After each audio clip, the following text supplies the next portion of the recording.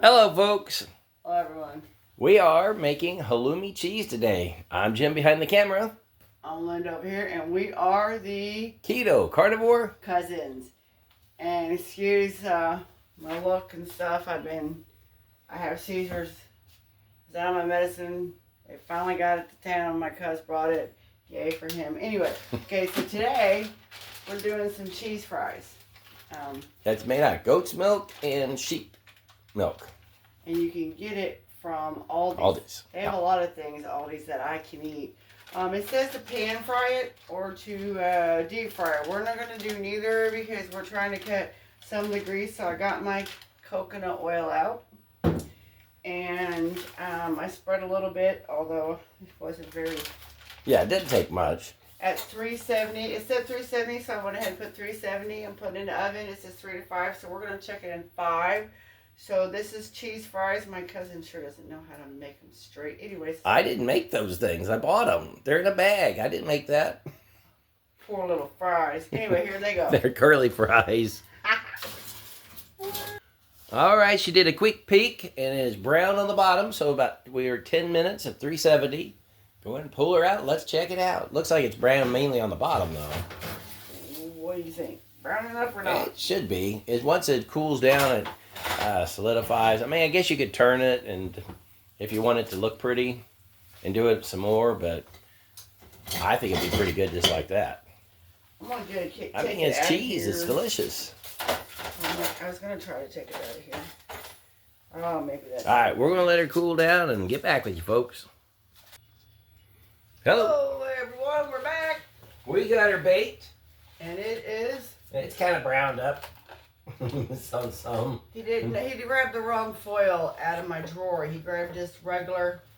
Yeah, it wasn't non-stick. It looked non-stick on the back, so. That's why I said, well, did you oil it? He said, yeah. Yeah, and we did. We used coconut oil. He did the top. Wasn't paying no attention to him. All right, well, let's get to eating. Anyway, who cares as long as it's good. Here we go. Ready?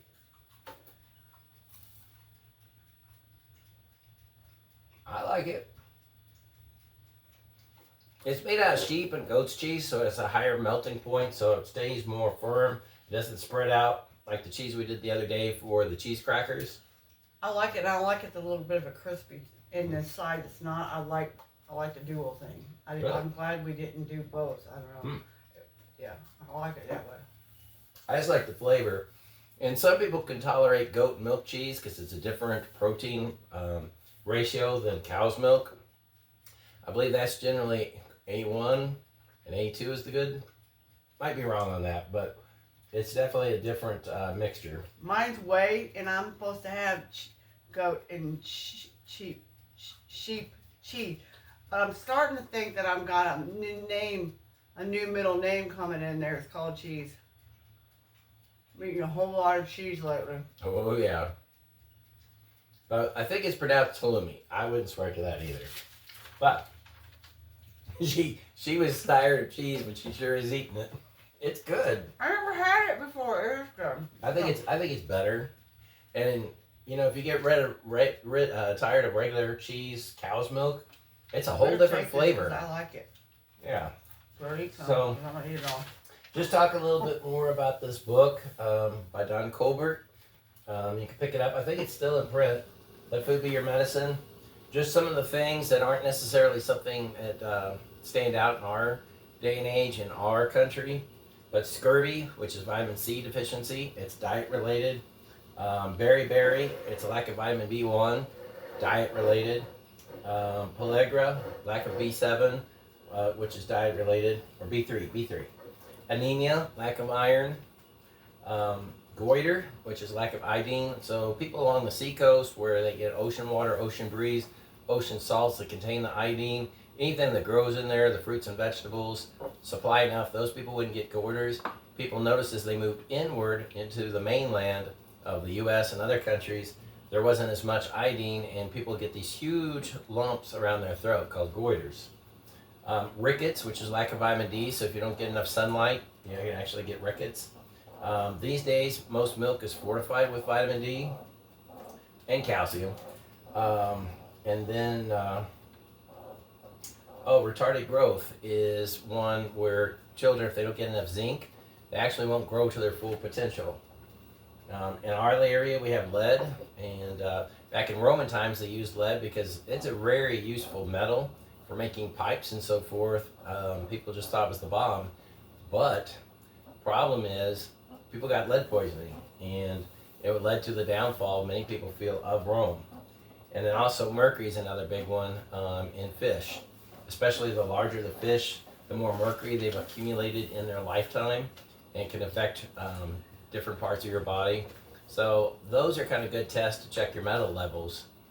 If you're at the doctor experiencing issues and they can't seem to find a cause, maybe get a full blood profile and see what is in or not in your blood that should be. If the norm ain't working, there's you an idea.